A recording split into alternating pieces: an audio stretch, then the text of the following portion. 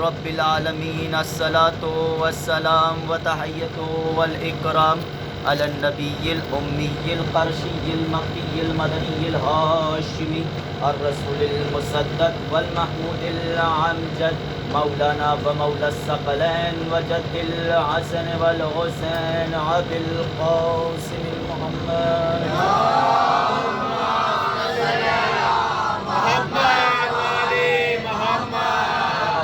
الطيبين الطاهرين المعصومين المظلومين المنتقبين المنتجبين واللعنة الدائمة على قيام يوم الدين. أما بعد فقد قال أمير المؤمنين علي بن أبي طالب فزت برب القبس.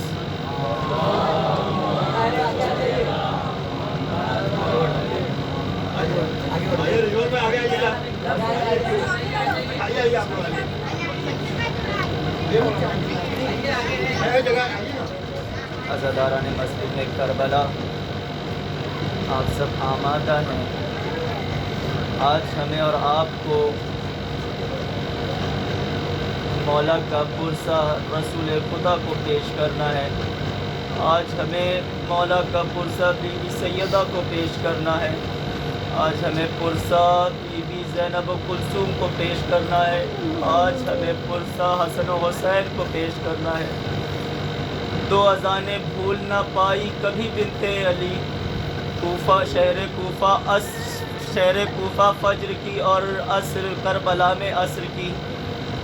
شہر کوفہ فجر کی اور کربلا میں عصر کی. عزاداران مظلوم کربلا، خدا آپ کو کوئی غم نہ دے سوائے غم مظلوم کربلا کے. جب امام آخری مرتبہ گلدستہ اذان پر پہنچے، اللہ اکبر کی صدا بلند کی. جناب زینب نے آواز بلند کی، میرے بابا کی خیر ہو. عزادارو، راوی بیان کرتا ہے، دھیان دیں، دیکھیں کہ جب وار کرنے والا تیزی سے ہاتھوں کو بلند کر کے وار کرتا ہے نا، تیزی سے وار کرتا ہے، اور جب سامنے والا نیچے ہو تو وار بہت رفتار سے ہوتا ہے. مگر ذرا تصور کیجئے کہ وار کرنے والا جب پوری طاقت کے ساتھ وار کر رہا ہو اور سر سجدے سے اٹھ رہا ہو، اور جب وہ تلوار کا وار، زہر آلود تلوار کا وار میرے مولا کا سر شگافتہ ہو گئے. تاریخ میں 3 ایسے سر ہیں کہ جس پر وار ہوا وہ سر وہی ہل کر رہ گیا. پہلا سر میرے امیر کا تھا کہ جب لعین نے وار کیا، زہر آلود تلوار سے سر شگافتہ ہو گیا، سر ہل کر وہی رہ گیا. دوسرا سر ابو الفضل العباس کا سر تھا، جب سر پہ گرز لگا تو عباس وہی ہل کر رہ گئے. اور تیسرا سر جناب زینب کا سر تھا کہ جب بیلچہ لگا جناب زینب وہی. اجرکم اللہ، خدا آپ کو کوئی غم نہ دے سوائے غم مظلوم کربلا کے. آپ کی آوازیں بلند ہیں. 3 جنازے ایسے ہیں کہ جنہیں سیدھا نہ اٹھا سکے تو کسی سہارے کے ذریعے اٹھایا گیا. پہلا جنازہ میرے امیر کا جنازہ تھا.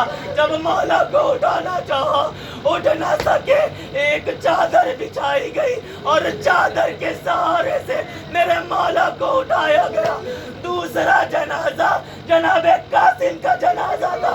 جب کربلا میں قاسم کے لاشوں کے ٹکڑے پامال ہو گئے، میرے مولا نے اپنے ابا کے دامن کو پھیلایا، جناب قاسم کے لاشوں کے ٹکڑوں کو بٹورنا شروع کیا.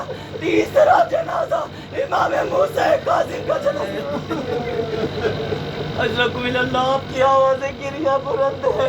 آپ سب خدمت میں آئے ہیں مولا کو پرسہ پیش کرنے کے لیے.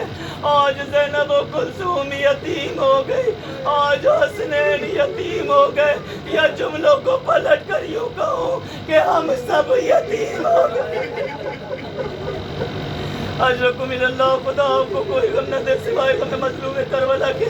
جب مولا کائنات کو سہارا دے کر لے جایا جا رہا تھا، مولا عباس گریہ کر رہے تھے. مولا نے کہا بیٹا عباس نہ گریہ نہ کرنا، راستے میں جاتے جاتے اے بیٹا حسن گریہ نہ کرنا، اے بیٹا حسین گریہ نہ کرنا، اے بیٹا محمد انفیہ گریہ نہ کرنا، مگر تاریخ نے عجب منظر لکھا، جو مولا اپنے بچوں کو منع کر رہے تھے، اے بیٹا گریہ نہ کرنا، اے بیٹا گریہ نہ کرنا، اے بیٹا گریہ نہ کرنا، جیسے ہی گھر کے قریب پہنچے زینب کو دیکھا، میرا امیر تاروں قطار کی اللہ خدا آپ کو کوئی گل نہ دے سوائے میں مظلوم کربلا کے بس 2-3 فکر مصائب کے بیان کروں گا۔ میرا مولا زاروں قطار گریہ کرنے لگا۔ الغرض طبیب کو بلایا گیا، جب طبیب آیا جیسے ہی امامے کو ہٹایا، مولا کا چاہنے والا تھا نا تڑپ گیا، اے مولا۔ ابھی اس طبیب نے مولا کے زخموں میں ایک کپڑے کا ٹکڑا رکھا، جیسے ہی کپڑے کچھ دیر کے بعد جب اسے ہٹایا، اسے نکالا، ایک چیخ مار کر کہنے لگا، آئے مولا، اے مولا، اس کا علاج ممکن نہیں ہے، آپ وصیت کرنا شروع کر دیں۔ ایک مرتبہ شیر خدا کے بیٹے کو جلال آیا، اے طبیب کیا کہہ رہا ہے؟ اب جو طبیب نے کہا سن سکو گے عزادارو، طبیب نے کہا میرے مولا کو جتنی مقدار میں زہر دیا گیا ہے نا، اگر پورے کوفہ کو دے دیا جاتا تو پورا کوفہ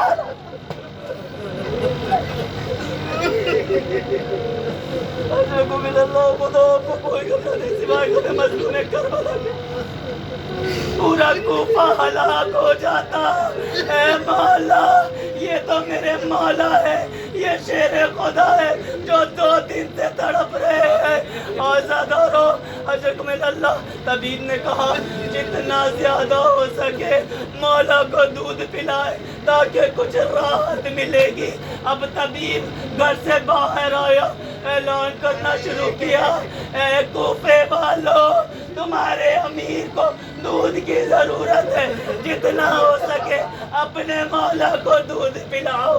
کوفے کے کچھ یتیم بچے جو اس انتظار میں تھے، آئے 2 دن گزر گئے، ہمارا محسن ہمارے لیے کھانا نہیں کرتا۔ اجرکم اللہ، اجرکم اللہ، خدا آپ کو کوئی غم نہ دے سوائے کہ میں مظلوم کربلا کے آپ کی آوازیں بلند ہیں، خدا ان آوازوں پہ رحمت نازل کرے۔ اے مولا، آپ کے غم کے صدقے میں ہمیں ایسی توفیق عطا فرما کہ ہم ویسے زندگی گزارے جیسا آپ چاہتے ہیں۔ اجرکم اللہ۔ اب جب ان یتیم بچوں نے سنا میرے مولا کو دودھ کی ضرورت ہے، چھوٹے چھوٹے یتیم بچے ہاتھوں میں کوزہ لیے ہوئے در مولا پر آئے، اے مولا ہم آپ کے لیے دودھ اے مولا ہم آپ کے لیے دودھ لائے ہیں، اے مولا ہم آپ کے لیے دودھ لائے ہیں۔ مولا حسن قریب آئے، اے بابا کوفے کے بچے آپ کے لیے دودھ لائے ہیں۔ جانتے ہیں مولا نے کیا کہا؟ اے میرے لال، یہ یتیم ہے کوفے کے، انہیں میں دودھ پلایا کرتا تھا۔ اے بیٹا حسن، کیا تم نے دیکھا ہے کہ تمہارے بابا نے کبھی یتیموں کا مال کھایا ہو؟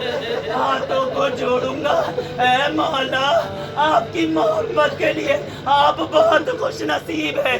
آپ کی محبت کا کم از کم اتنا تو اثر ہوا کہ کوفے کے یتیم آپ کے آخری وقت میں آپ کے لیے دودھ لا رہے ہیں۔ ذرا کربلا میں آئیے، آپ کا بیٹا اپنے 6 ماہ کے بچے کو ہاتھوں میں لیے آئے، میرا لال پیاسا ہے، کوئی پانی۔ اللہ، خدا آپ کو کوئی غم نہ دے سوائے غم مظلوم کربلا کے۔ اجرکم اللہ، کوئی پانی پلانے والا نہیں ہے، پانی تو نہ ملا مگر 3 بار کا دیا۔ اجرکم اللہ، خدا آپ کو کوئی غم نہ دے سوائے غم مظلوم کربلا کے۔ بس آخری 2 فکر مصائب کے بیان کروں گا۔ ایک شخص چوتھے امام کی خدمت میں آ کے کہتا ہے، مولا بتائیے آپ کے بابا کا صبر بڑا یا آپ کے دادا کا صبر؟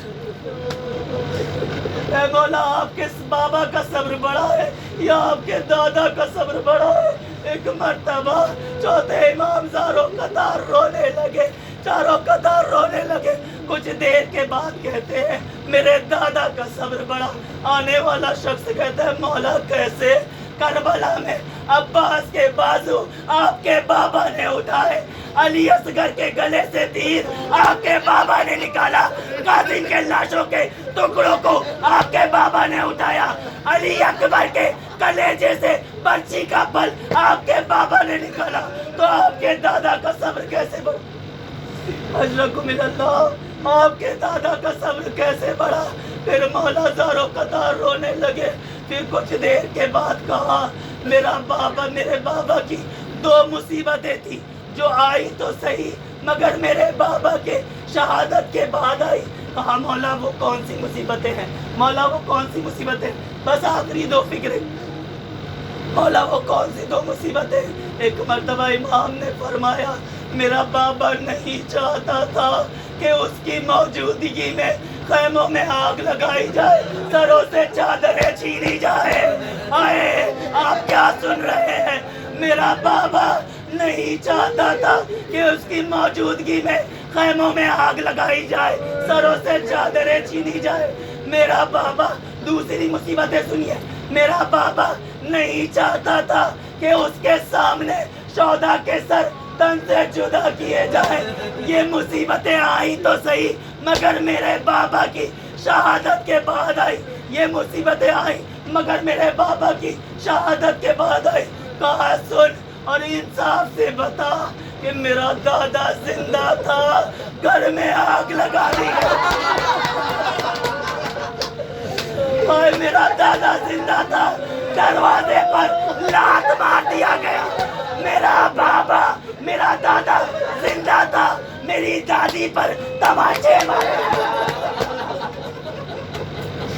انصاف سے بتا میرا دادا زندہ تھا, میرا محسن شہید ہو. انصاف سے بتا میرا دادا زندہ تھا, میری دادی کی پسلیاں.